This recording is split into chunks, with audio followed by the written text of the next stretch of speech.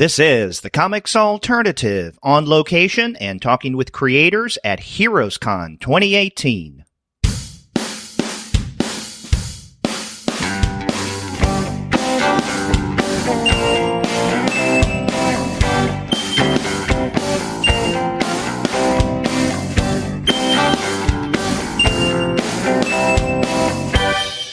Salutations to all listeners, and welcome to another episode of the Comics Alternative on location. I'm Derek, and on this episode I share various interviews that I conducted while at HeroesCon this past weekend. But before we get to those brief conversations, I want to let all of you know that this episode of the Comics Alternative on location is brought to you by the great folks at Discount Comic Book Service. Go to their website, dcbservice.com, for all of your comics pre-ordering needs. There, you're going to find all DC, Marvel, Image, and Dark Horse titles at 40% off of the cover price if you pre-order.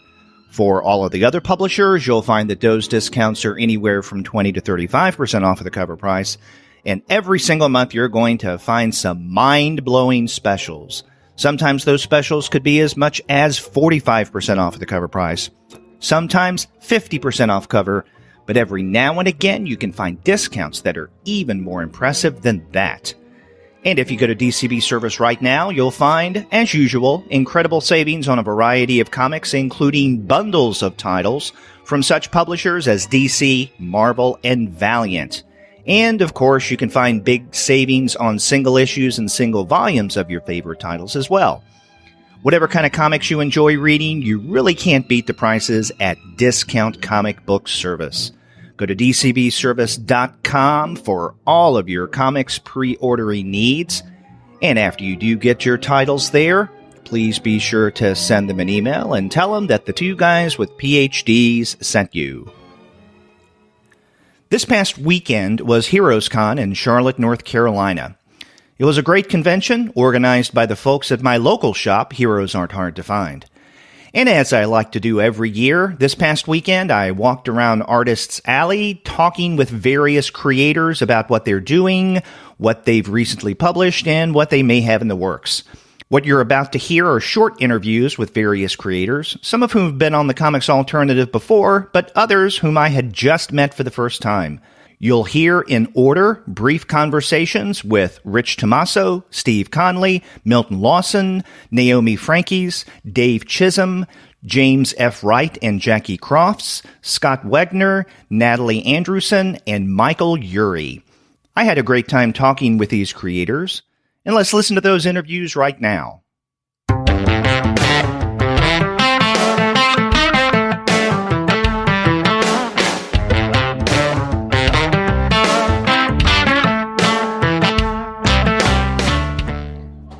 HeroesCon 2018, and it's the first day of the convention, and I'm at the table of Rich Tommaso. How you doing, Rich? Good. How's it going? Doing well, and listeners of the podcast should recognize not only this guy's work, but also his voice, because you've been on a couple of times, right? Yeah, I've been on the show a couple of times. In fact, last time I think was in the fall when we discussed the Seal book. My Seal, yeah. How did that end up turning out overall? I mean, I know you finished the first narrative arc. Yeah, so it's doing okay. I've written another story for it because there are certain things that will continue with the characters, like interpersonal relationships, but the mission will always be a different one. So I've planned another one, but I have other like freelance obligations right now that I have to do before that. But Spy Seal is going to be an ongoing series over time. Possibly, I hope. Yeah, the trade is doing okay, but it's hard to tell whether I can, I might try to do them as straight-out books. I'm trying to rethink that because I'm kind of worried about how sales will be for the next one. It's hard to tell. Usually by the trade, you can tell, things are picking up and it's kind of reaching a broader audience, but I can't really tell if that's happening or not yet. How did the oversized album format tend to resonate with readers, you think? So readers seem to really love that because I think they kind of had the idea, because there was so much talk about Tintin, that was the idea for the look of the book. And I kept I kind of put it out there early that that's what the trade was going to look like. It was going to look like the UK, US softcover editions, the oversized. So people seem to really like it. Stores are kind of split on it. Some stores like it. Other stores are like, I don't know where to put this thing because it's not like standard comic size. So you say the next story arc is already in the can? I've got everything researched. I did all this research on it, and I've written like extensive notes. I have the whole story like figured out what I want to do, the characters that are going to be in it. There's going to be new characters in it, and it's just that freelance obligations have gotten in the way. So now, I mean, after the Spy Seal, you didn't go back into Spy Seal. You started a brand new series. I mean, how many series do you have going on? But now you have Dry County. Yeah, so it was very tight deadline-wise from book to book, and Spy Seal was really hard to draw. There was a lot of panels, and so I knew I wouldn't be able to pitch another book that didn't have any work done on it. And Dry County was something that it was like this book that I had abandoned to do these other Image comics, but I already had 76 pages of it drawn. So that's why I pitched it as the next series, because I knew that it already had all these pages ready, so it would have this jump on it, and all I would have to do is do some coloring. So, okay, so tell me about some of the origin of Dry County. So Dry County started as an idea where I was thinking about doing like autobio stories, but I love doing crime comics, and I thought it would be great to take different parts of my life and think of how I could work them into, like work a crime scenario into that. And I thought about the first time that I attempted to have a girlfriend and it didn't work out. And I thought that story, there was a lot of drama involved then. I was like 19. It was like my first relationship. She had a boyfriend that she wanted to break up. There was all this drama. So I thought that's rife for like a like missing woman kind of storyline. And so I thought I could easily like thread that kind of a crime scenario into the story. That's another thing I would like to do other books of, because I think it'd be interesting to see him at different stages of his life and do like different kind of crime stories depending on where he is in his life. So even with Dry County, you think that it's possible that you could continue the series on for a while? I hope so. It's definitely a story I would like to keep writing about, since it's so closely based on my own life, and I've moved around the country a lot, and I just thought it'd be great to revisit him at different ages and see how he changes over time. I got this idea sort of from Ken Loach of this character who's always like trying to get his life together and can't quite keep everything together. Like he's always looking for a new place to live, a job. Relationships don't seem to work out. He's always going from one to the next, and every time he kind of like tries to pull these things together in his life, they all, for one reason or another, like slip from his grasp. And I thought that was an interesting character and he did a similar thing where he did a few films with the same kind of character at different ages in his life. Like there was one where he's in his 60s, and it's still this character who can't quite get his shit together.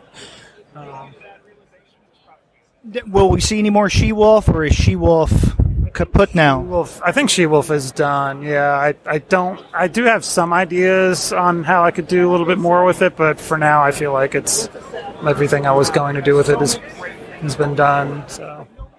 Well, also, before I turned on the mic, you and I were talking about some really big news that you have that I think IDW announced today, perhaps. Now you can talk about it. So would you care sharing it with our listeners? Sure, yeah, I'd love to. So I got an email about a couple of months ago from Mike Allred, and he asked me if I wanted to draw new comic books of Dick Tracy. And I was so busy at the time, I was like, nah, I can't. I'm working on a lot of stuff. I would love to do that. It's totally in my wheelhouse. It's like 30s, 40s crime, pulpy crime comic. And when he offered to ink my art, I said, okay, I'm in. I can do that. Because penciling is more of a natural, quick thing for me. And inking, I'm slow as an inker. But yeah, so Lee Allred is writing the story with Mike. Laura's coloring it, and I'm penciling the book. And so far, we're set up they've written a 4-issue story arc, so we're starting with that and to see how that does. So And this will be an IDW title. An IDW title, yeah. So I'm really excited because I've always loved Dick Tracy, and it's. What was the impulse behind bringing back Dick Tracy? I'm just curious. It's odd. I think they want to get like a wider audience for it, but that's going to be tough because it's such a pulpy, like, period piece kind of thing. What we're going for as far as the stories, it looks like it's the 40s, but we're not really saying what time period it is. That way, if the story needs a cell phone or things like that, we can have that in there. But I think they're still trying to figure out just what audience. It's not all ages, because that would be. Mike and I were like, no, that doesn't make sense. Like, how are we going to get young people to read these like old cops and robbers stories? But yeah, I think they're trying to see if they can sell this to like a newer audience of comics readers. And was it your crime comics that drew all Red's attention? Yeah. I think when so he likes my comics, and he knows Clover Honey and he knows Dark Corridor, and I think really it was Dark Corridor that had him thinking like, yeah, you need to be drawing this comic. And though the first issue will come out in September? Yeah, September is the first issue. It launches. Yeah, it's really soon. So we're all like working hard to get this first issue done. Now, you also have an anniversary edition of Clover Honey. Yeah. I'm excited about that. Yeah. Now, this is like, I've got one anniversary issue of Clover Honey. This is yet another anniversary issue. How is this most recent one different from, let's say, the previous incarnations of Clover Honey? So when I did the alternative comics version, I redrawn about 25 pages of the book that I wasn't happy with, and I really hated the lettering, my lettering from like the 90s. I used to use a rapidograph, and it was like the worst tool. And it's just, I always hated that. So I did a little bit of rewriting of the story too, but I also like went ahead and relettered the whole book. But the printing was a disaster. Like we didn't get the book. The alternative comic version? Alternative reprint version. They didn't print it on the right paper, and a lot of the covers were scuffed. There were just so many things that went wrong with that. And I put all this work into this like 20th anniversary edition. And it was just like this. It was really disappointing to see like how poorly, like a lot of the art, the black and white art was gray. Like a lot of the blacks turned gray, and it was just like really sad to see like this thing after 20 years be reprinted this way. So Image asked me if I wanted to reprint it again, and I said, "Oh yeah, that would be great, just to see a really." This is what, 25th anniversary, or is it? It's coming to that. Yeah, it's close to that. Probably more like 24th years. But I'm excited because I really wanted to see a nice version of it, just a nice printing of it. So I'm excited about this version. And also, this was a cover that I always wanted to use for it and didn't use on the previous reprinting. So yeah, I'm like really happy with this version of the book. So. Well, Rick, thank you very much for talking with me about the various comics, and good luck with the Dick Tracy series as well. I look forward to seeing that in September. Yeah, thank you. Okay, listeners of the podcast should recognize the name Steve Conley in a couple of ways. One, because we dealt with his webcomic on one of our webcomics episodes a number of months back.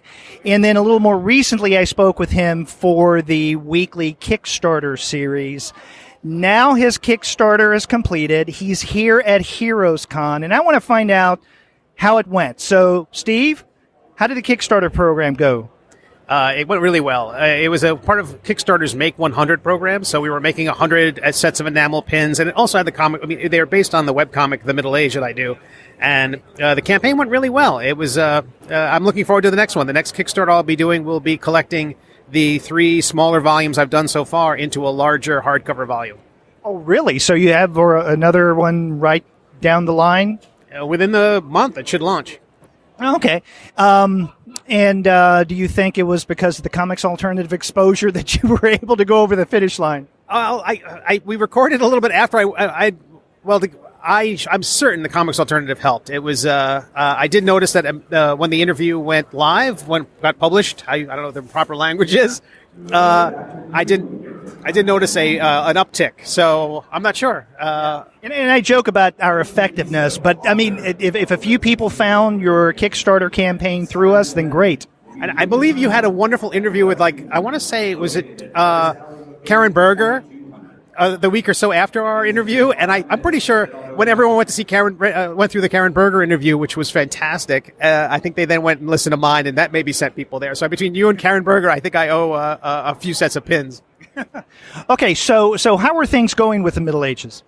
It's going really well. We're about to celebrate the second year of the strip. We'll be at about 100 episodes by that point. We'll be doing them weekly. It's gotten the Eisner nomination and the Ringo nominations in last year. I've been surprised at the success. I've been surprised at the attention. I appreciate everyone who's listening, and everyone's visited the site. It's really been very gratifying. Now, for those who, even though they're listeners of the podcast, are nonetheless ignorant, they're uninitiated about the Middle Age, how would you introduce it?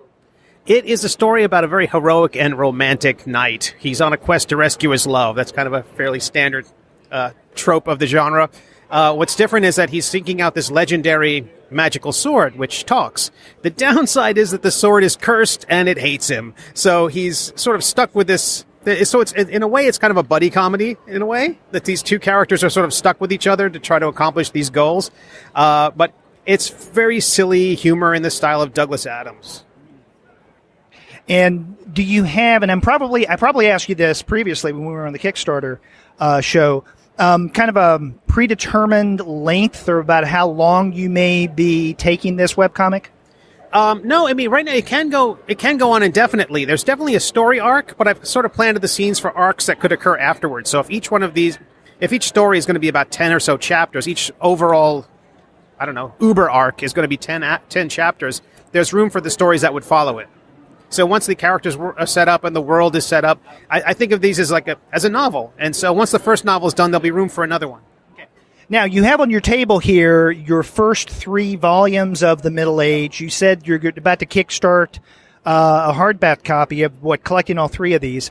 Now, one of the things I'm curious about in terms of webcomic creators, when you put up the material, when you write it, when you panel it, when you format it, do you have print in mind when you do so, or does the print come after the fact? I definitely have print in mind, because print will probably be the most long-term way this material will be seen. Definitely have so many readers right now online who are viewing it on their tablets and they're on their phones, but I think print is the most long-lasting, stable format, because the websites could go away, webtoons could go away, Facebook and Twitter could go away. Fortunately, podcasts are forever. But I'm definitely thinking about print, and releasing the strips one page at a time. I definitely have to think about making sure that each one can sort of stand on its own in a way, but also that it can be collected later in a larger volume. So it is a balancing act. But if there's a choice where push comes to shove, I think print wins out. That might be a very old way of thinking, but it's how I'm approaching it. Yeah, I just always found it curious, not always, since I've been reading webcomics, when a webcomic creator puts out a particular installment for the week or for the day, whatever the case may be, are they thinking in terms of how will this fit on a printed page ultimately? Or is that something that they don't even consider? And I guess different webcomic creators think in different ways. Yeah, I'm definitely one of those ones who are thinking about print, because that's how, I knew from the beginning that would probably be one of the ways I'd be monetizing it. So keeping print in mind was always part of the equation. Well, good luck with HeroesCon, and it's nice to meet you in person, Steve. It's fantastic to meet you. I'm at the table of Milton Lawson. Now, I know Milton as a listener of the podcast, and I'm not until this weekend familiar with his work, but what I'm hoping he can do is to educate both me and also our listeners about the kind of stuff that he does. Milton, how's HeroesCon going for you? Oh, it's really great. It just started out, only been here a couple of hours, but already made my first sale, so feeling really good about that. I love the comics focus of the Artist Alley, and it's been a really welcoming environment. Okay, so now educate me on the kind of comics that you do, because up until the other day when you said, hey, I'll have a table at HeroesCon, I really wasn't aware that you were an artist writer. I'm actually just a writer. I've been writing comics for a few years. I've got 3 comics for sale at the booth today. I kind of dabble between 2 modes. I guess my primary mode is science fiction, but also I do a lot of stuff that we both have a challenge for finding a label for. Yeah. Slice of life type stuff, but I'm not a fan of the slice of life term. We've been maybe thinking of calling it comics verite or something like that. So I kind of switch between those 2 modes back and forth. Now, as participants in our Slack channel may recall, Milton was one of those, along with me, and I think there were 1 or 2 others who, for like several months ago, we were bandying about what to call realistic comics, not slice of life. There's got to be another name for it. So that's what you're referring to. And by the way, we have a lot of fun on Slack, so join up and participate. Cool. Yeah, absolutely. Great people there. So tell me about some of the titles that I see here.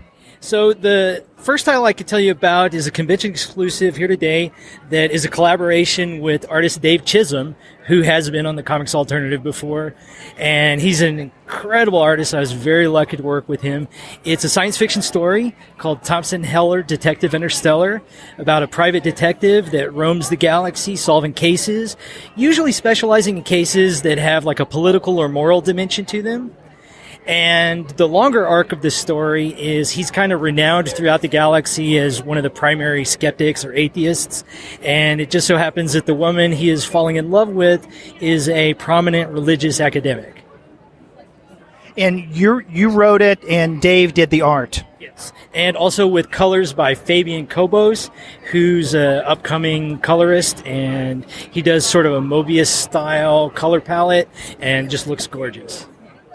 And okay, so this is the first issue that is out, but you have others that are in the pipeline? Yes. It's starting as a 3-issue miniseries, and we're currently pitching it to publishers. So, but we had the first issue ready and wanted to debut it at conventions this summer. So, why not bring it out, let people see? Okay, so I'm looking up at the table here, and one that definitely catches my eye is Roger Ebert and Me. And the reason why it catches my eye is because it looks like Roger and Me. So there's that reference, and so visually it really captures you. So what is this about? So Roger Ebert and Me is part of an upcoming anthology where the premise of the anthology is short stories about people taking road trips with famous persons. And my contribution to that anthology is Roger Ebert and Me. I decided, well, who am I going to take my famous road trip with? I'm a huge movie buff, so I'm going to take my road trip with Roger Ebert. It's kind of a magical road trip through the world of movies, and it's semi-autobiographical. It starts out with me at a very rough moment in my life, and Roger Ebert in the story kind of takes a framework of like a It's a Wonderful Life type of story. Like how so? Like, in It's a Wonderful Life, Jimmy Stewart gets taken on the tour to what his life would have been like, and he sees all these different snapshots. And in Roger Ebert and Me, it's a road trip through the world of movies and the connection that I have and how I learned about movies through Ebert's criticism. And throughout that journey, it sort of takes me... it evolves me through a sort of painful episode in my life. How much of it is based on Roger Ebert's life? In other words, like, later in life he had, the cancer? It's a very short story, so we don't really delve into that. I think the most Ebert aspects of the story is I tried to be authentic to his voice and authentic to his intelligence about how to analyze movies, and a couple of specific critical comments he made over the course of his career. But for the most part, it's just sort of an excuse to go through a lot of cool movie shots. Okay. And the artwork on that is done by Rim Brew, who's a brilliant artist who had a short miniseries through Image. And he was nominated for the Russ Manning New Kimmer Award 4 or 5 years ago. So he's an amazing artist. Another title I see here is Winter Sale, and I'm sure that's not, you don't have a winter sale. That's the title of the comic. So what is that one about? Winter Sale is a story about an independent music store owner and the challenges of having an independent music store in the era of digital download music. And the art on that one is also done by Dave Chisholm. And if listeners of the podcast remember his episode, Dave Chisholm, in addition to being a great comics artist, he's a brilliant musician. And he took his knowledge of music and his time actually working in a record store to bear on the artwork in the story. And so it's packed with a lot of cool Easter eggs that hardcore fans of music will definitely appreciate. Well, in addition to the Thompson Heller series, what else are you working on? I'm working on a number of miniseries. I've got one that is a modern sort of riff on a public domain character, but it's still in development. I'm looking for artists for that one. And like I said, my primary mode is science fiction, so I'm working on a science fiction sort of gangster story. That one's also still in development, looking for artists. So that's kind of what I'm doing right now. Well, I'm curious. I mean, how do you find the artists that you end up working with? It is not a process that I've ever been able to repeat.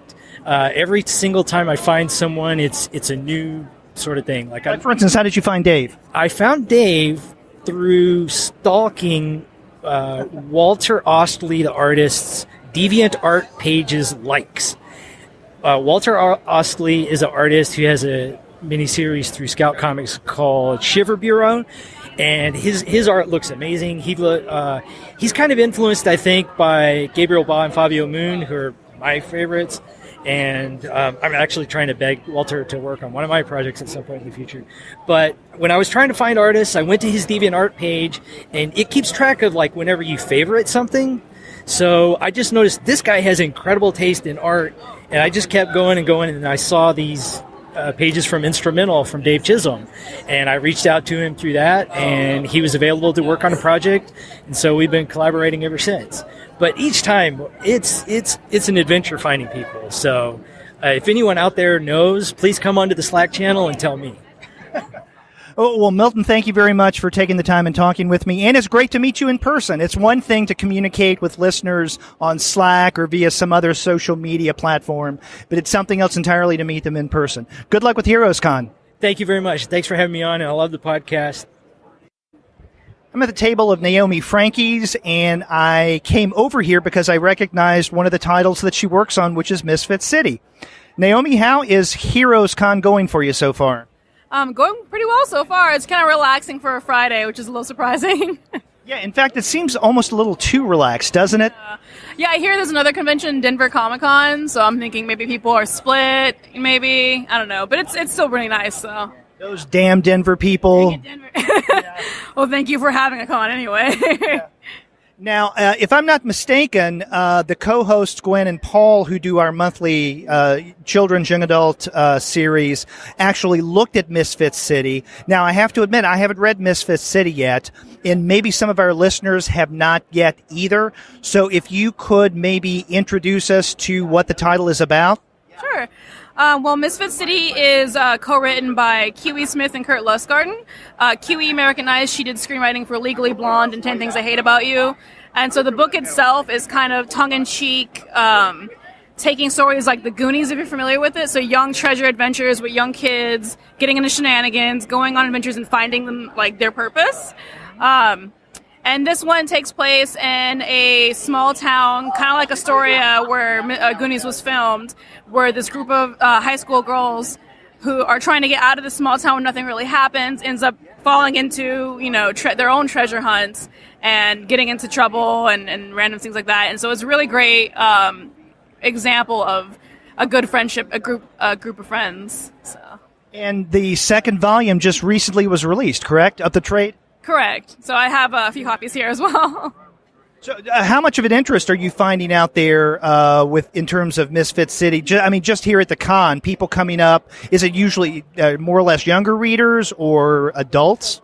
I've actually had a good mix between young adult readers and older adults, people who are familiar with the Goonies, who grew up with the Goonies like I did, and they see, it's really great to see this genre coming back for today's youth to read, because it's a great great kind of genre to get into, especially if you're not into like Cape Comics or anything like that. And then a lot of the young readers who may have seen The Goonies are really into it. They were really excited about the queer representation, the female representation, and diversity in the book.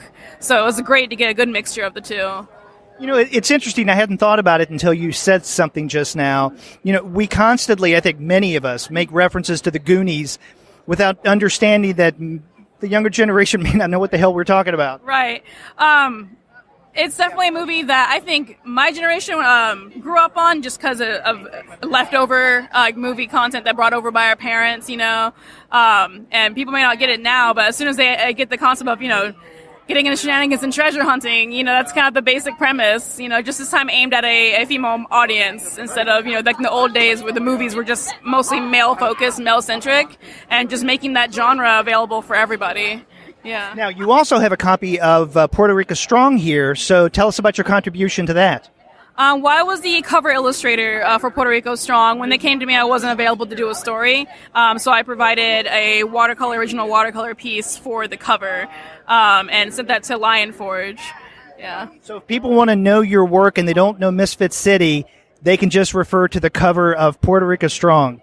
They can. I'm also I did a short series for Dark Horse, the Guild Library Edition. The Guild book came out. I have some work in there. And through Image Comics, Bitch Planet from Kelly Sue DeConnick and Valentin DeLandro, they put out a series of short stories from Bitch Planet. So I have a contribution through there as well. Well, in addition to your work with Misfit City, which is strongly ongoing right now, right? It's not going anywhere anytime soon. What else might you be working on? Right now, I'm mostly doing cover illustrations and pitching to different publishers. So I can't say anything quite yet what I'm working on. I'm still a little bit in limbo, but hopefully I should be able to get some books out there soon for me. So definitely keep an eye out. Now, these would be your own title where you write and illustrate? These I'm just illustrating. I am pitching one that I would be co-writing, but we'll see how that goes right now. Well, good luck with that. And Naomi, it was very nice to meet you, and good luck with the rest of HeroesCon. Thank you so much. It was wonderful meeting you. Thank you. I'm at the table of Dave Chisholm, and listeners of the podcast may recognize that name. I spoke with him last year about his, at the time, new book, Instrumental. Dave, how you doing? Great. How are you, Derek? I'm doing well, and you were telling me yesterday that this is your first HeroesCon, right? Yes, that's right. My first one. And so how are things going here? What kind of attention is your book getting? Oh, it's been good, man. And the music. Oh yeah. People seem. I mean, that's the kind of hook for it, and it's Yesterday was good. Yes, Friday was a little bit. I think people say it's the slowest day at HeroesCon. So, but I think I still did pretty well. I feel like I'm not trying to like brag or anything like that, but I think it was I had a good solid Friday, and a bunch of people took my cards and said they'd come back today. And I had one guy buy a couple of pages original art from Instrumental. So that was exciting to get rid of some of that, wait for my luggage on the way back. Yeah. Now, when we spoke on that interview, I think Instrumental had just come out. In the months since, what has been the reaction from others about your book? Critics, readers, your mother? Totally positive reactions, man. It's been kind of like overwhelming in its positivity. And I'm really happy. Like, the sales have actually been pretty strong too.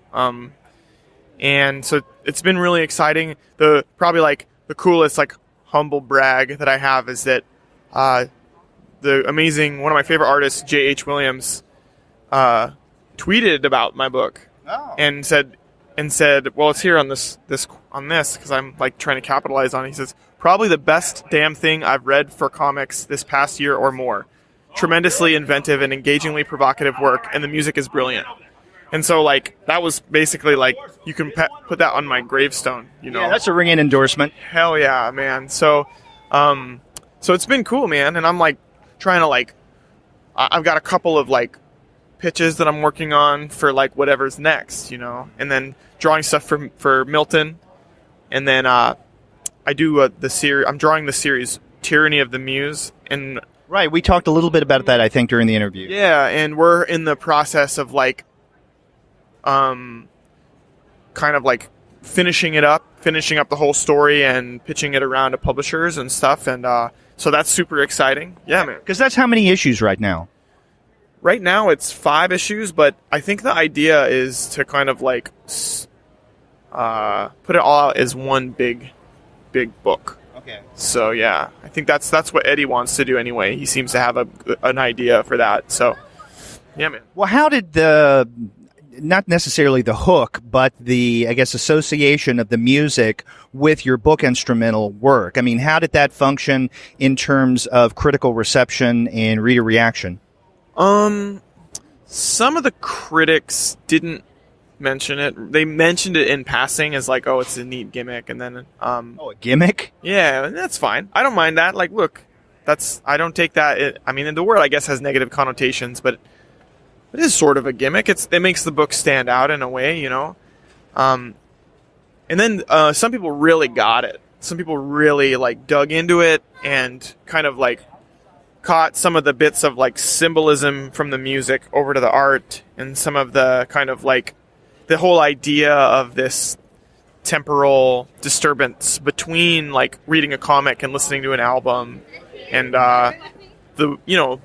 in so many ways that's like what the book's sort of like one of the themes of the book is this like idea that when Tom plays the horn, there's like some weird time disruptions and stuff like that. So yeah, like it's been good. And we had a little write-up in Downbeat magazine, which was really exciting too. Wow. Yeah. It's not often that comics get mentioned or reviewed in Downbeat. Not at all. Yeah. And it had like a full-page article in like towards the beginning. They like do little profiles on projects, so it wasn't like a big feature article, but it was a nice full-page thing, and like feather in my cap, you know. It was really, so it's been really cool, man. It's been really encouraging, actually. So. Well, you know, as a musician, and we should remind listeners that not only are you an artist, but you are a musician as well. And so being in Downbeat or being reviewed in Downbeat, it's a really big honor. Yeah, for sure, man. And the other thing that I've been doing this over the last year is I've given like lectures about this project at colleges around the country. So I did a lecture in Utah, the University of Utah. I did one at Framingham University in Boston. I did one at University of Rochester, one in Dallas, Texas for the Jazz Educators Conference.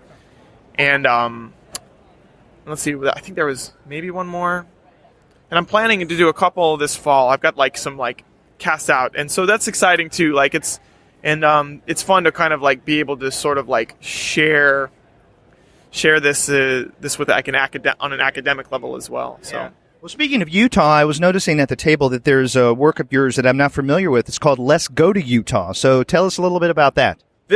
I started drawing this in 2007, and I finished drawing it in 2009. I started drawing it after a band I was in broke up, and the band toured around the western United States like pretty extensively.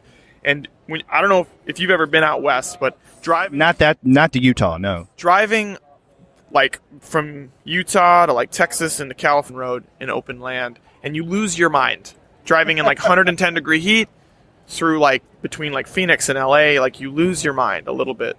And so this book is inspired by that. It's about this dude who has all these recurring nightmares that always end in Utah, and he decides he needs to go to Utah to kind of exorcise these demons. And he asks a friend of a friend to help drive him, and the things start to go wrong when the friend of a friend starts killing people along the way. So it's a work of fiction. Yeah, total fiction. And so you guys didn't experience anything like that, no murders or anything? Definitely, it would go through your mind. You know, you see a random house in the middle of nowhere in, like, the middle of nowhere in Nevada, and you just say, like, I could go in there. This is a terrible thought, by the way. I could go in there and just murder everybody in that house, and no one would find it for months. You know, don't worry, Derek. This isn't really me. This is like... And a dark way to start my Saturday morning. But the book, like, so I after the band, like, ended and stuff, I just was really compelled to, like, throw myself into comics because I was tired of relying on other people. It's, again, like, not the most positive motivation in the world. And I started drawing this and just posting it on, like, DeviantArt and social media, and it actually caught on in, like, a really, if, at the time it felt like a big way. Like it was really encouraging. Like people really reacted to this, and it kind of became like a little bit of a weird viral thing on like DeviantArt. More and more people reading it. So I ended up releasing single issues, all like 9 issues at the time, and then putting this out. And now I look back on it and I just see all the mistakes I made, but it's still a work of youth. Yeah, it's still super fun. It's a really fun read, man. Now, you had mentioned that you're currently doing some work with Milton, whom I talked with yesterday, who's also a fan of the show. What else might you be working on right now? What other projects do you have underway? I have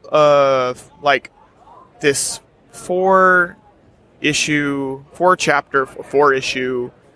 short sci-fi comic that I'm like prepping for pitching right now that I'm really excited about.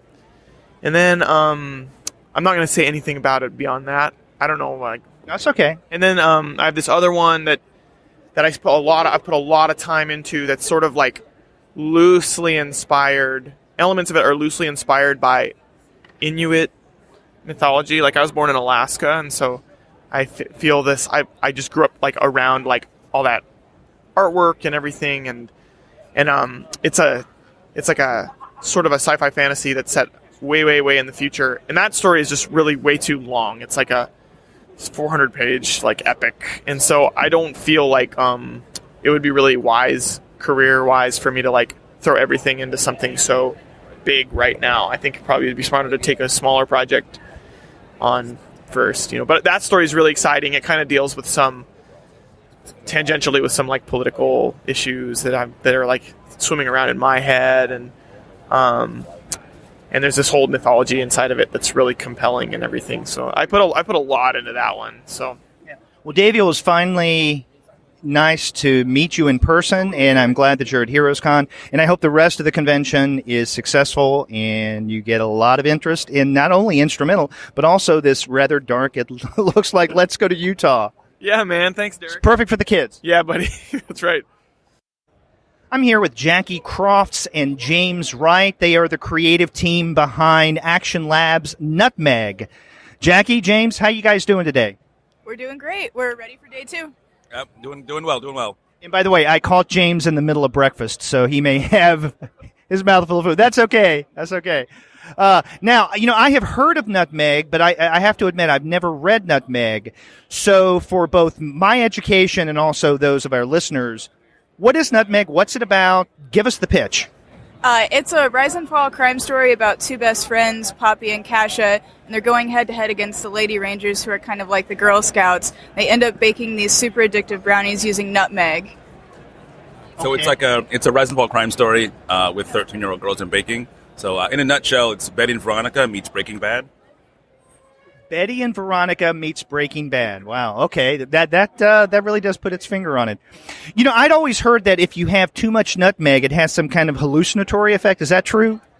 Yeah. That is true. That was part of what we were basing it on, although for our story, we changed some of the effects.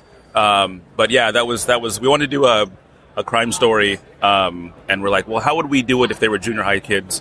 And then, I was reading about the nutmeg effect, I guess, and I was like, oh, what if we can use nutmeg? It's a subtle thing, and that's kind of where it came from, yeah. So, now I also see here that you guys call yourselves the most adorable team in comics. Is that true? Are you indeed the most adorable creative team in comics today? I think that we are. Yeah, I think so. I mean, it's a confidence boost, for ourselves. You have to believe in yourselves. I think part of it was that the reason behind the banner with the phrase "the most adorable team in comics" was Nutmeg is wrapping up soon, and Jack and I still do a lot of shows together, and we're like, well, if we have other books that aren't Nutmeg, how do we brand ourselves? And so we wanted to keep people who know Nutmeg, had seen us at shows, but also attract new audiences for new things that we work on. So. Yeah, and we do so many separate shows because I'm from Indianapolis and he's from LA. So it was getting kind of exhausting to ship the Nutmeg stuff back and forth so that we would each have it for a convention. Yeah. Well, how did you guys meet and begin collaborating? I went to college with a mutual friend of ours, Josh Ecker, and he actually colored the middle portion of Nutmeg for us, and he draws Contact High with James. Oh, yeah. And he kind of told me about James, and then he came to Indianapolis to visit, and then sort of pitched a bunch of the artists there some different books. Mm-hmm. I had seen Jackie's art, and I was talking to Josh about this idea I had for basically Girl Scout criminals. It was the main concept, and Josh was like, hey, you know what, my friend Jackie would be a good fit for that. And when I saw some of her art, and I pitched it to her, and she's like, I'm on board for that. And so we did. She did some character designs, and then from there, I knew it was a match made in heaven. So. Now, you mentioned something a moment ago about future projects together. Is there anything you can tell us about that? Jack and I have talked about a Nutmeg spinoff, like follow-up, which takes place 3 years later. We're not sure if that's going to happen or not. We've talked about it a little bit. And I've pitched Jackie a couple things. A one-shot story, like a Japanese ghost story idea that I've had for a little bit. Because Jackie was saying that she wanted to work in like physical media again. A lot of the comics that she draws digitally.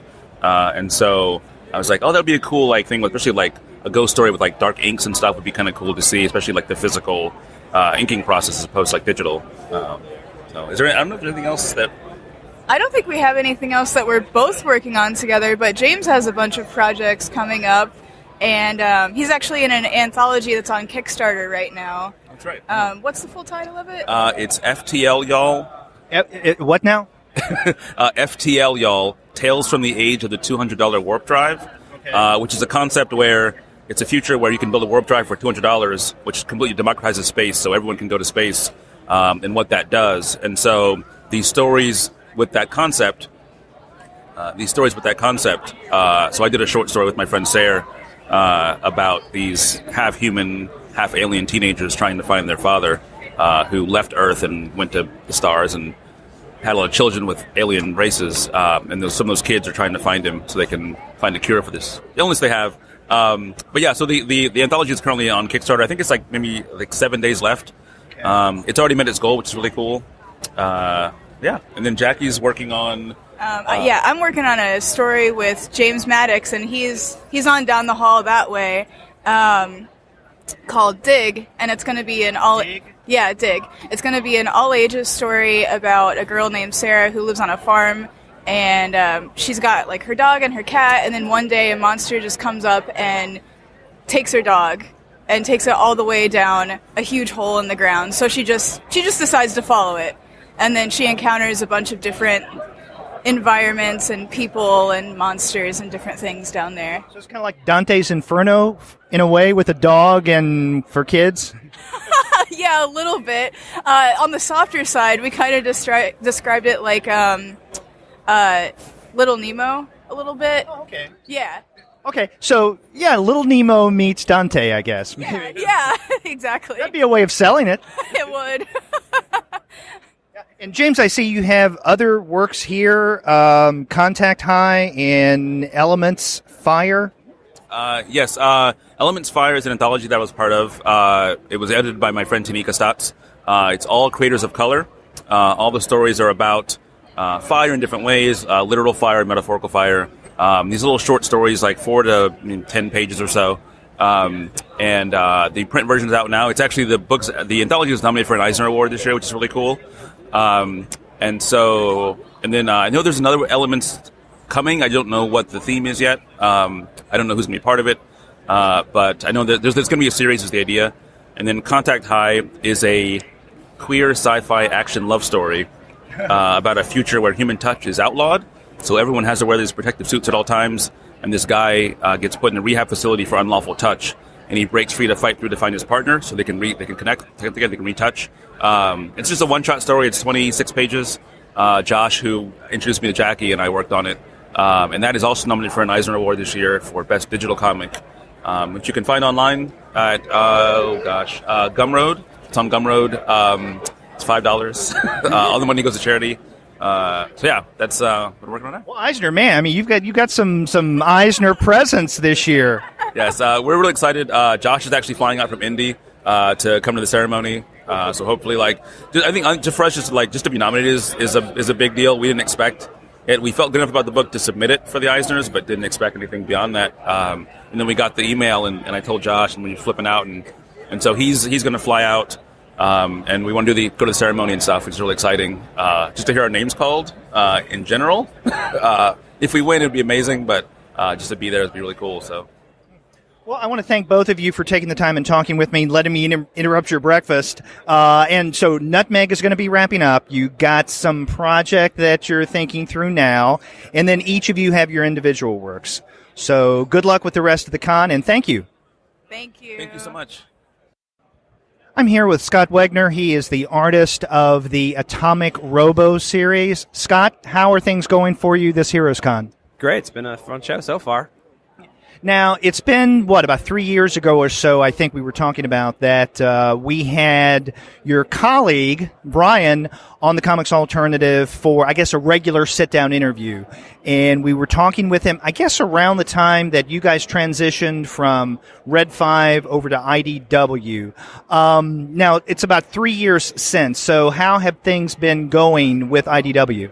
Things have been great. And IDW actually kind of came around a little bit out of the blue. We had left Red 5 in order to self-publish, and as we were doing the Kickstarter to reprint all the hardcover versions of the books we'd done with Red 5 under our own imprint, we teamed up with IDW to do the single issues and the softcover trade paperbacks to keep our book available in comic shops. So we've kind of got one foot in the self-publishing world and one foot still in the traditional publishing world, and it's been great. And also during that interim, weren't you doing webcomics as well? Yeah, actually, Atomic Robo is still. Still? Yeah, still. It comes out first as a webcomic, and then the print copies, the print single issues start coming out a little bit later. But usually, if we time it right, the webcomic story arc and the paper comic book story arc conclude at roughly the same time. And then IDW does the trade eventually, and then we do a Kickstarter to do a hardcover version of the same thing. So, yeah. Well, how did you and Brian come up with this idea? Or another way of asking is, how did you guys get together and begin working on Atomic Robo? Well, Brian had been kicking the idea around his head for quite a while. We ended up coming together through a bunch of really random encounters on the internet, friends of a friend of a friend. And it's been so long, it's hard to remember the details, but we started, collaborating on things, changing the ideas just a little bit, kind of trimming the fat, and next thing you knew, we had our first book. Yeah. What do you subscribe to the success of Atomic Robo? In other words, how did it catch fire?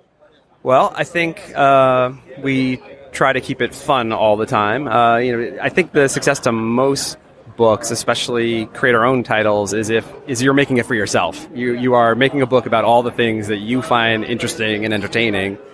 And if enough people share those opinions of those things, they will latch onto it. And, we keep it light. We keep it hopeful is why you have hope. If you had to have one word for that summed up Robo's theme, is just it's hope. And a lot of comics, especially 10 years ago when we started doing this, were still very much in the grim and gritty, edgelordy kind of vein. So I think we brought something to the table that was a little refreshing and something that adults could enjoy but could share with their kids, and yeah. Well, in fact, that's how I came to Atomic Robo. Is I was at some convention in Dallas years ago, and my son was young enough. Now he's 22, but at the time he was young enough to where he saw, I guess, a free copy of Atomic Robo. And he gravitated toward it, and he loved it, and that's how I got to know about Atomic Robo. And then after a while, he was reading it along with me reading it, and so it became kind of a father-son thing. Yeah, I've heard that story from lots of folks. So I moved to Richmond a couple of years ago so that Brian and I could cohabitate in a studio space for the first time. And several of the friends I've made living there are parents and their kids who kind of came together over Atomic Robo, which is really wild. Although most of their kids don't believe that Brian and I are the ones who actually make it because we're not cool enough, according to them. And who am I to argue with an 8-year-old? So. Another thing I'm curious about your perspective on there. It seems to me that part of the success of Atomic Robo is also what you guys did aggressively with Free Comic Book Day. Yeah, Free Comic Book Day definitely kind of lit the fire under Robo. We were especially the first couple of years, it was an obscure book from a small publisher, and so it's hard getting picked up, but making the investment in Free Comic Book Day was definitely the smartest thing we ever did, because it gets it in people's hands, they want more, and yeah, everyone that comes to the table to buy stuff always says, I found a Free Comic Book Day version of Robo, loved it, and now I want to own it. What is your collaborative process? I mean, how do you and Brian work together? Like a bickering old married couple, basically. We'll sit down and come up with the general plot for a graphic novel length story, hash it out in big, broad brushstrokes. Then Brian will go off and write a script. I get the script, and it's pretty traditional. I'll draw from the script, but because we collaborate back and forth constantly, it's very easy to say, hey, you wrote this way, but visually it might work better that way. And sometimes a lot of happy accidents. I'll misinterpret something he wrote, which will then inspire him to go back and change the script afterwards. So the whole thing is kind of very organic back and forth, and the editing on the scripts and whatnot happens right up until the end. Now, I'm also curious about the origins, or I guess maybe the evolution of the real science stories, because you have the Atomic Robo main storyline, and every now and again we'll get a narrative arc for that. But then occasionally we'll get, and I think we're currently in a real science story arc right now. Yes, where did the idea for the real science stories come from? So Real Science started as a place to put all the little ideas we had for stories that didn't have enough meat on their bones to make a full-length story arc, 5-issue story arc. So the first volume of Atomic Robo was a bunch of between 4 and 16-page short stories. The second, third, and now fourth Real Science Adventures was been opportunities to do full-length books exploring these characters that we introduced briefly in Robo that we like or other people like, and it feels like they have more to say, but it's not necessarily a good Atomic Robo story. So that gives us a platform to kind of look into these other people's lives in his world. Yeah. Or in the case of the current one, it's happening 2,000 years before Robo was built. So. And the decision to incorporate real-life historical figures, obviously like Tesla, into the story. And Tesla's by far not the only historical figure that becomes a part of Robo World. Sure. Yeah, Alan Turing, Carl Sagan. Lovecraft, right? Lovecraft, yep, in all his horribleness, yes. Charles Fort, Richard Branson, Elon Musk, all these kind of technology and science folks end up one way or another showing up in Atomic Robo. And it's just, again, it's making books that you want. Brian and I both love science and history, and why not make that a center point for the narrative? Yeah. Well, after you guys wrap up the current Real Science storyline right now, what do we have in store for the next Atomic Robo narrative arc? I am working on what will be the 13th book of Atomic Robo. What can I say that will not spoil the heck out of things for people? So, as you know from reading the book, we jump around through Robo's life, but we tend to do one story set in the present, and then one flashback story, if you want to call it that, and then back to the present. And in the last couple of years, the stories set in the present have been kind of one setting the groundwork for the following book, even though you don't have to read them in order. They do build on each other that way. And so Robo had his company taken away and all his employees scattered. He himself ended up ahead in a box for a while, and all sorts of bad times. And so Robo's in a period now where, in the story that we just finished up, that just came out this week from IDW, actually, The Spectre of Tomorrow, Robo is reestablishing the new Tesla 9 Institute, and the current arc that I'm working on now is kind of exploring the new company dynamics. We're introducing some new characters, because we realize the action scientists like us are all middle-aged now, because we kind of work in real time, and so, you can only take so many hits from a giant robot or a monster, a gorilla, before you need to take a desk job. So we're sort of maturing some of those long-term characters and putting them into more kind of, administrative positions and bringing in some fresh new action scientists. Well, I think you guys bring a freshness to comics that is sorely needed, and I hope you continue doing what you're doing. I really enjoy Atomic Robo, and I want to thank you, Scott, for taking the time to talk with me here at HeroesCon 2018. Good luck with the rest of the con. Thank you very much. It was great talking to you. I'm here with Natalie Andrewson, and I am just being introduced to her work, although I've just learned that she is in the Brooklyn issue of the anthology, And that's something that we looked at earlier this year on the Comics Alternative regular review show. And I didn't know that you were in there, Natalie. Yeah. Gabe contacted me last summer and asked me to be a part of the book and had me tell him how many pages I wanted. And it was great. It was fun to just talk about Brooklyn a little bit more and do a silly little comic for one of my favorite publishers. Is that where you're from, Brooklyn? I'm from Brooklyn, yes. I'm living in Brooklyn. I'm actually from Charlotte originally. My parents live here. So it's great to come down to HeroesCon and be at home and be around friends and sell my work here. Oh, so you're a native Charlottean as well. Yes, yeah. What part of Charlotte? North Charlotte, in Huntersville. So. Oh, really? Right. That's not too far from me. I live in the Northwest. Okay, cool. So I went to Northwest School of the Arts when I lived here. So are you around? Yeah, cool. I don't know Charlotte as well anymore. I feel like I've lost all my knowledge. Charlotte's changing so much. I've lost. I know. I don't recognize it at all. Yeah. This highway, I'm so avoiding it. Yeah. I just recently moved back last summer, so I'm still in the process of learning everything. Yeah. I'm also just in the process of driving again because I don't have a car in Brooklyn, and I've been there for 5 years now. And just getting around in a city that's so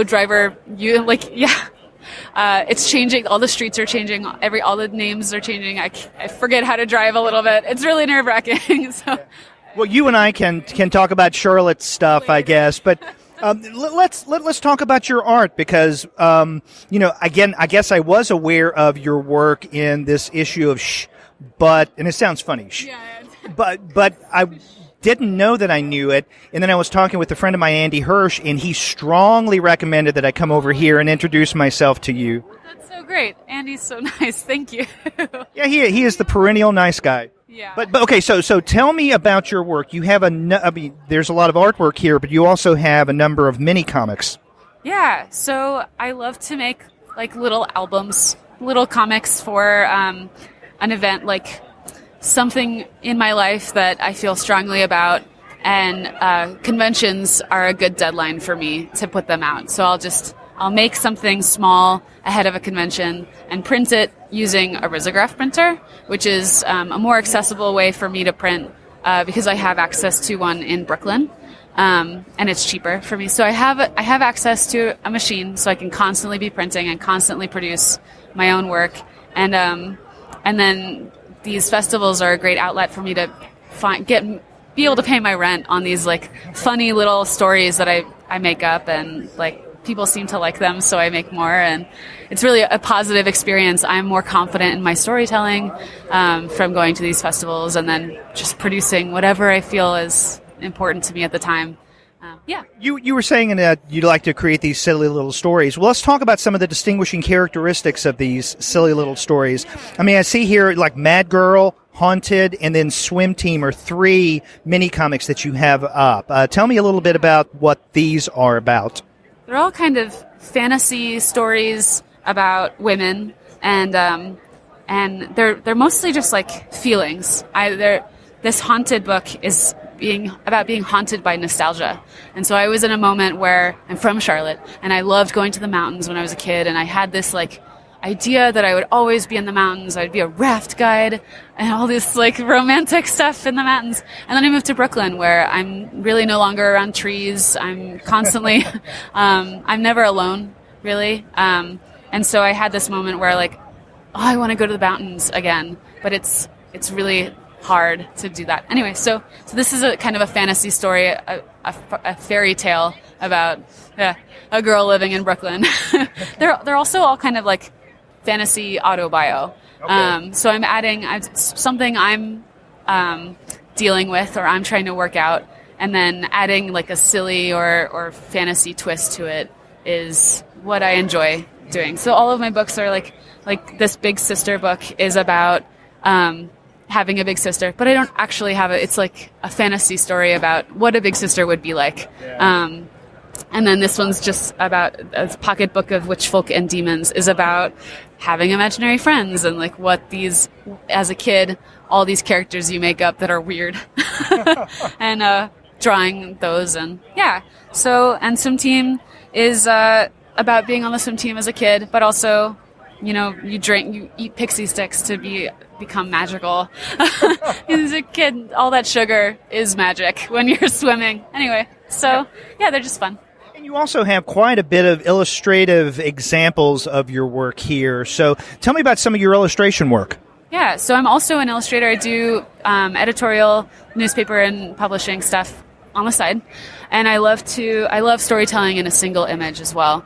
And I just, having access to this risograph printer, like with my comics, I'm able to produce a ton more work for myself for the first time in a couple of years. So I've been constantly working to pay rent and just taking any job I can, and it's been really draining.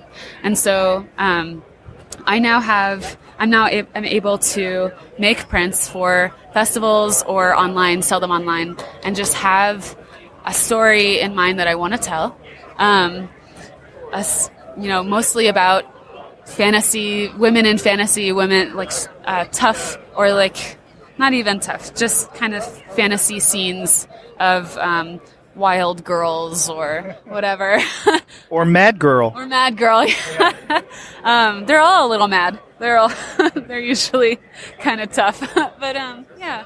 Now you mentioned selling your work online. So if our listeners wanted to introduce themselves to your work, which I strongly recommend that they should, where would they go? So I have a Big Cartel, and I'm pretty sure it's just Natalie Andrewson or Big Cartel Natalie Andrewson.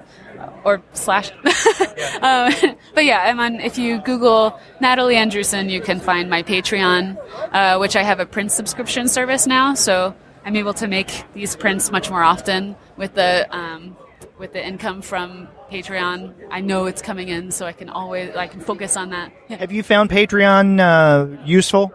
Yeah, I think it's really good. I think everyone should be on Patreon, actually. I know they had the problem at the beginning of the year with like taking away the $1 deals for patrons. But I think that, honestly, I'm excited about when my friends make work. I want to support them. And even if they don't have, something constantly coming out, I'm just excited to send them money. And so if I think that, I think a lot of other people think that about my work.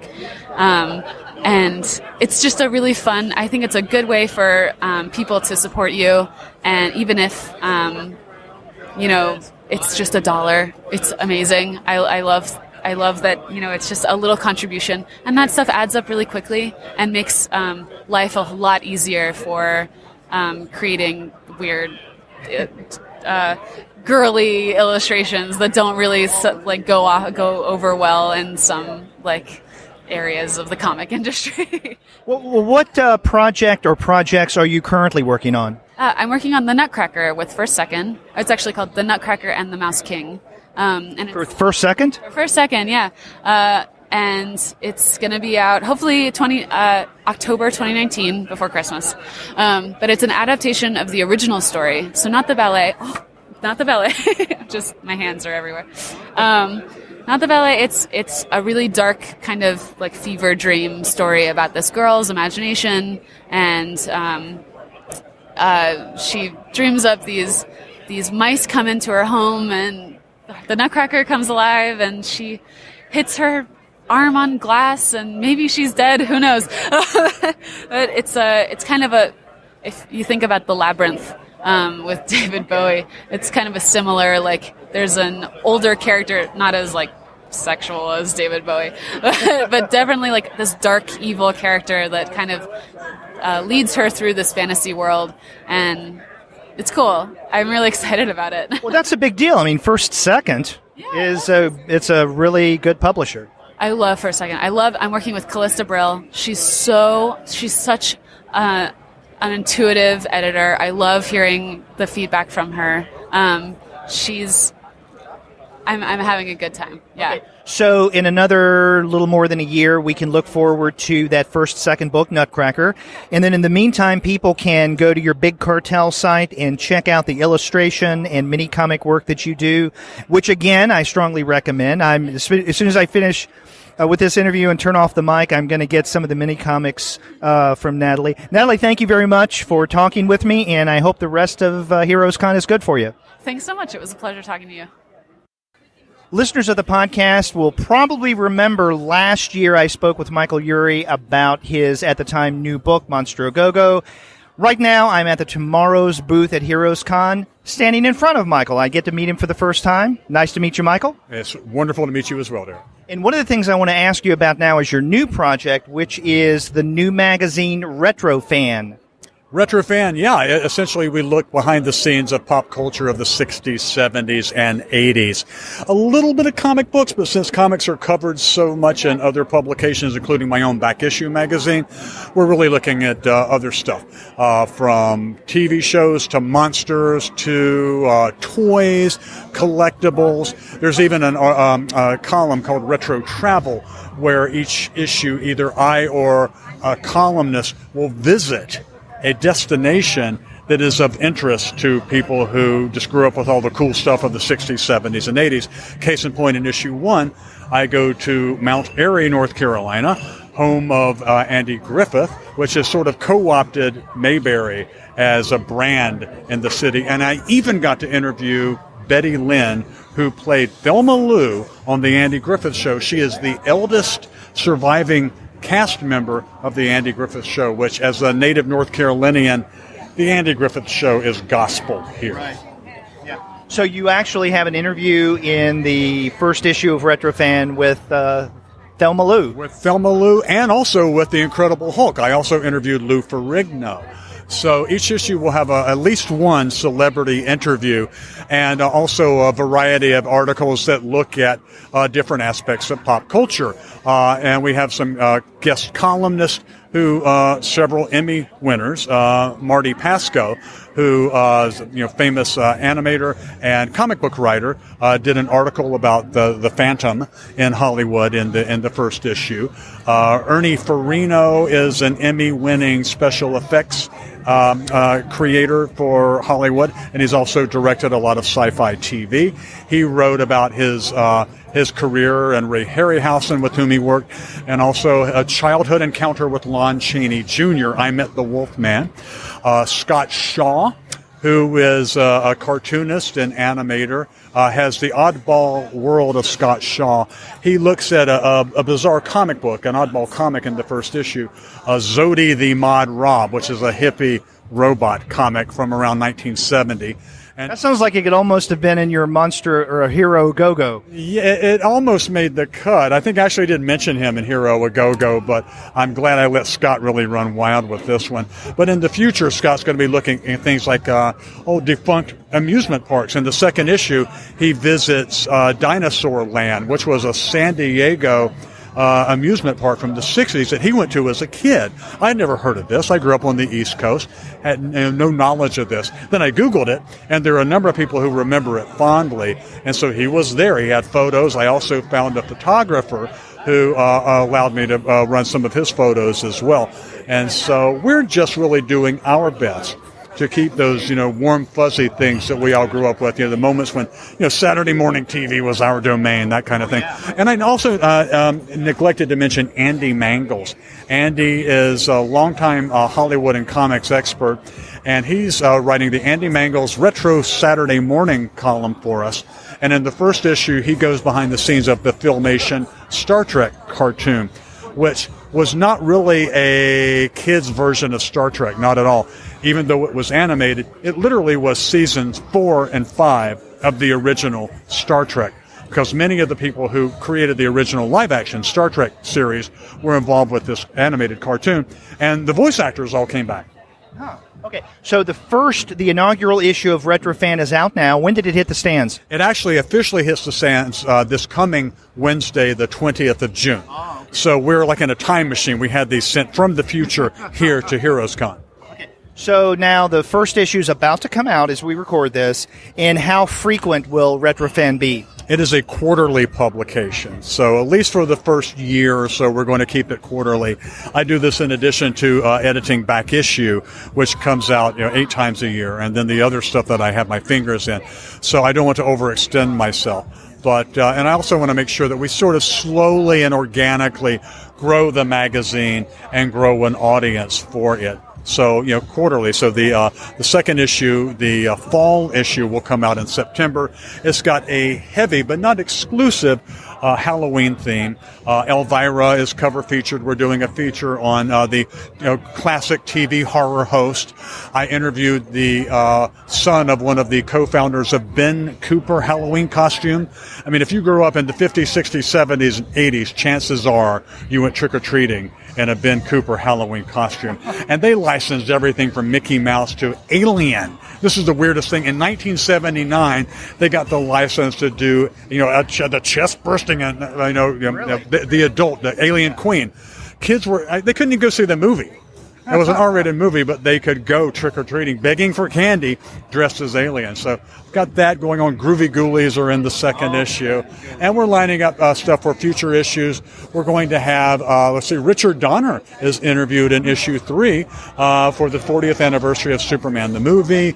We're doing a feature in issue 4 on the Shazam TV show. Coming up after that, William Catt, the greatest American hero.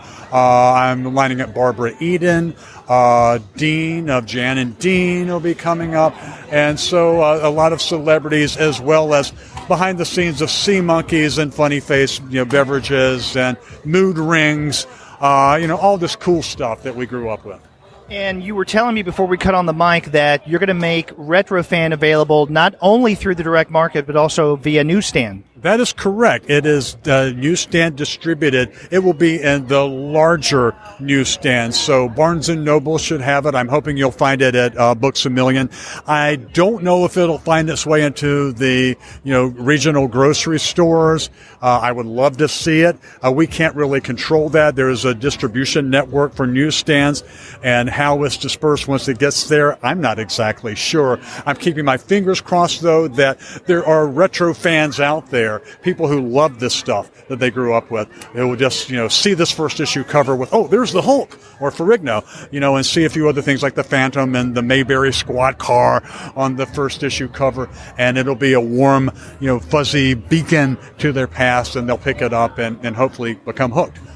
Yeah. Well, it's my guess that by and large our audience for the Comics Alternative would want to gravitate toward this new publication. Again, it's called RetroFan, and it will hit the stands later this month. You can get your copy either through the direct market or, as Michael mentioned, via larger newsstands.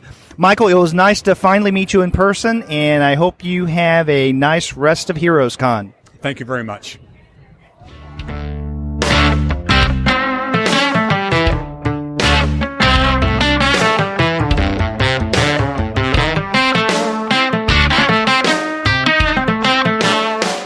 I want to thank all of these creators, Rich, Steve, Milton, Naomi, Dave, James, Jackie, Scott, Natalie, and Michael for taking a few minutes from the con to talk with me for the show. If you've never before attended, then you should definitely go to HeroesCon next year. It's a true comics convention in every sense of the word. And I'd also recommend that you check out the website of our sponsor, Discount Comic Book Service. Go to dcbservice.com, where every month you'll find unbeatable prices on your favorite comics and on titles that you may not know but probably should. That's dcbservice.com. And after you do get your comics there, get in touch with me and let me know what you thought about my brief interviews while at HeroesCon 2018. If you go to our website, comicsalternative.com, you'll find that you can leave us a voice message online via SpeakPipe. Or you can contact us the old-fashioned way by picking up your telephone and dialing 4153-COMICS. That's 415-326-6427. You can also email us. We're 2guys@comicsalternative.com, or you can email me directly. I'm Derek at comicsalternative.com. And we're all over social media. Check us out on Twitter, Facebook, Tumblr, Instagram, Google+, Goodreads, Pinterest, YouTube, Slack, and Discord. You can subscribe to the podcast through Apple Podcasts. You can stream us on Stitcher. You can also find us on Spotify, on TuneIn, on iHeartRadio, and on Google Play Music. But you can find every single one of our podcast episodes, as well as the reviews and comics-related commentary that we post on our blog, simply by going to our website, comicsalternative.com. We've got more shows coming up from this past weekend's HeroesCon, so be sure to check back for those. Until then, take care.